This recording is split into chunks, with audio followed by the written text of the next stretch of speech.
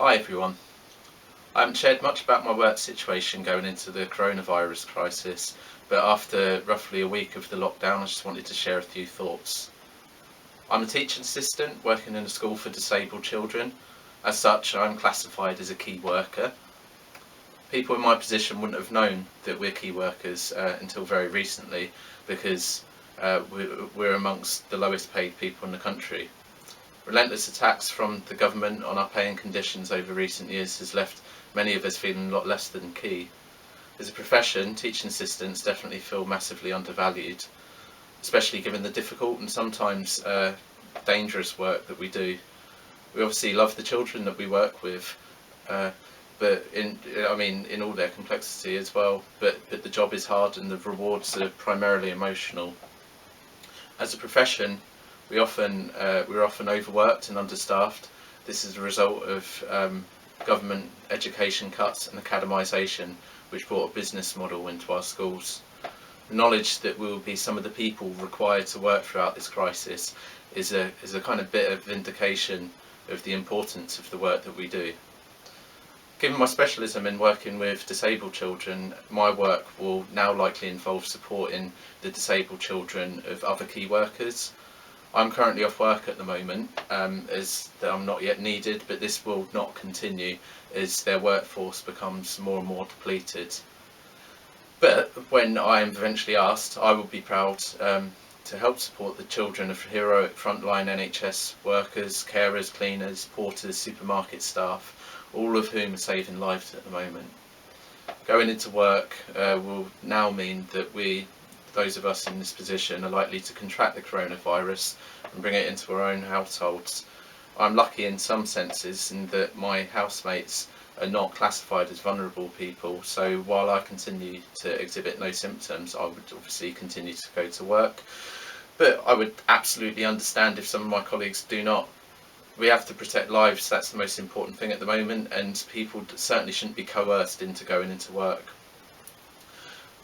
Some people, I've read it in a few articles, but actually in conversations with people in similar position to myself, have drawn comparisons between the coronavirus pandemic and a world war. This is correct in my view in lots of ways. In order to defeat the virus, the economy has to be turned over to fighting it. That's something that the Tories have not been willing to do properly yet. There is another similarity as well. Many people are told to stay at home, but for key workers it feels like a kind of forced conscription. It feels like we have to go to work, and I just want to say that no one should feel compelled to do this if they think they cannot cope physically or mentally. What I am not willing to do, though, is pretend that we're all in this together as a country. I've been told that I will receive full pay throughout the duration of the crisis, but I find it absolutely contemptible that the Tory government has so far refused to provide financial security to workers on zero-hour contracts, outsourced workers, agency workers, many of whom are in my profession. Non-essential work continues to this day despite the pandemic.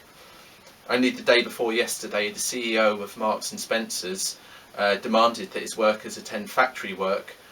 He was saying that we need to produce essential products like slippers and pyjamas. The fact that this is allowed to continue, even while the Tories are attempting to lay the blame for this crisis at the feet of ordinary people, is nothing short of criminal in my view. Non-essential work must be stopped.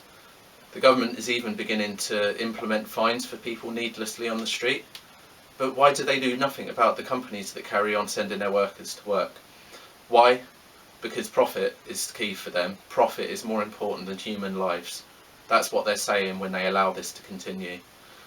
The Tories blame us for panic buying, blame ordinary people, but it is their inaction, in fact, that led to it. Ordinary people looking at other countries, I think, saw the writing on the wall that we were going to face a national emergency in this country. And then they looked at the Tories and saw them doing absolutely nothing. Completely understand why people panicked, and I think it's a disgrace that the Tories should try and turn it on us and call us selfish.